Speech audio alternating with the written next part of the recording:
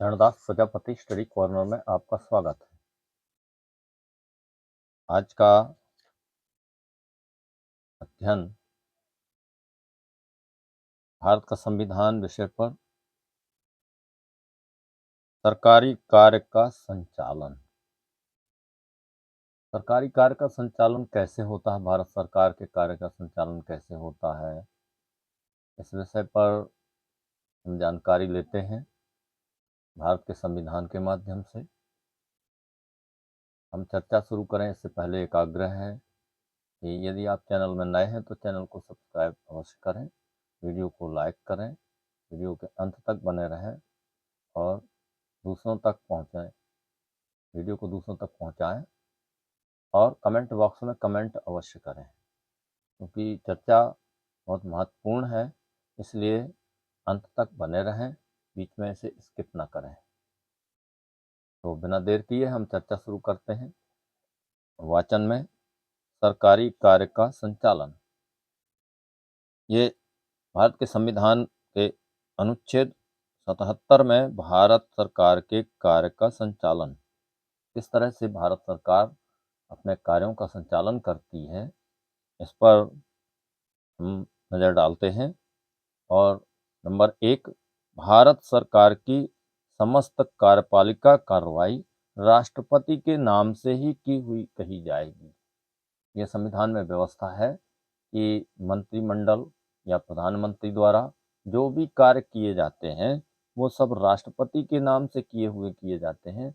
इन कार्यों में, सभी कार्यों में राष्ट्रपति के मुहर और हस्ताक्षर किए बिना उसे हुआ नहीं माना जाता है, पूर्ण हुआ नहीं माना जाता है।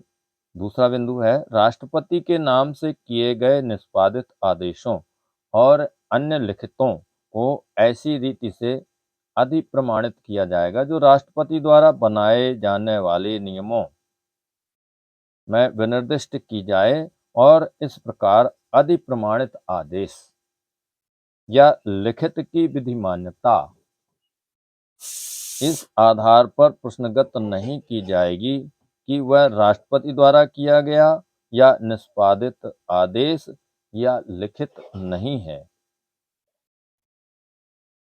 इसका पाठ टिप्पणी भी दी गई है कि देखिए, समय समय पर यथा संशोधित अधिसूचना संख्या का आ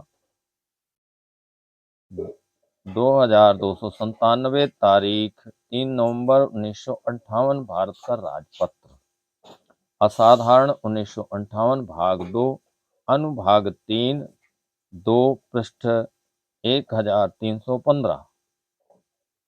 ये पाठ टिप्पणी है, इस पर हम विवरण देख सकते हैं।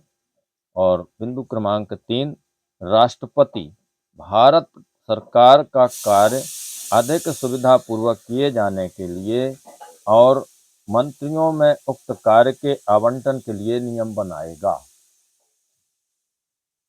इसमें चौथा जो पाठ टिप्पणी है वह संविधान का 42वां संशोधन अधिनियम 1978 की धारा 14 द्वारा 3/1/1977 से खंड 4 अंतः स्थापित किया गया और संविधान 44वां संशोधन अधिनियम 1978 की धारा 12 द्वारा 20/6/1979 से उसका लोप किया गया। और इसका विस्तृत विवरण हम देख सकते हैं। अब आते हैं अनुच्छेद क्रमांक 78 पर।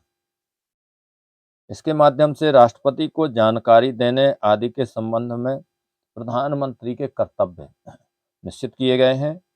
तो प्रधानमंत्री का यह कर्तव्य होगा कि वह का संघ के कार्यकलाप के प्रशासन संबंधी और विधान विषयक प्रस्थापनाओं संबंधी मंत्रिपरिषद के सभी विनिश्चय राष्ट्रपति को संसूचित करे। बिना राष्ट्रपति को सूचित किए कार्य नहीं माना जाएगा।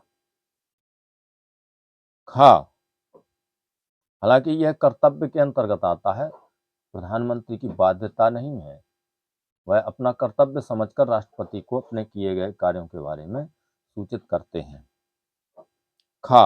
संघ के कार्यकलाप के प्रशासन संबंधी और विधान विषयक प्रस्थापनाओं संबंधी जो जानकारी राष्ट्रपति मांगे वह दे, यह प्रधानमंत्री का कर्तव्य है। और जो जागरूक राष्ट्रपति अभी तक हुए हैं उन्होंने इस पर इस व्यवस्था का विशेष उपयोग किया है।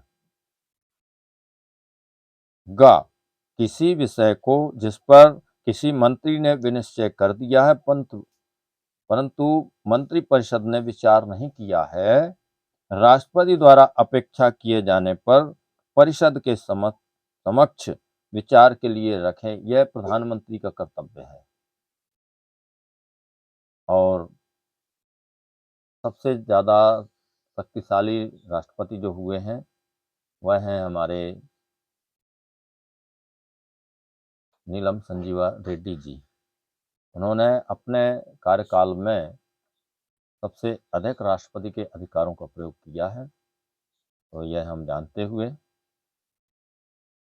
आपसे अनुरोध करते हैं कि आपको वीडियो अच्छा लगा होगा तो कमेंट बॉक्स में यह अवश्य लिखें कि आपको कैसा लगा। यदि अच्छा लगा तो अवश्य लिखें अच्छा लगा।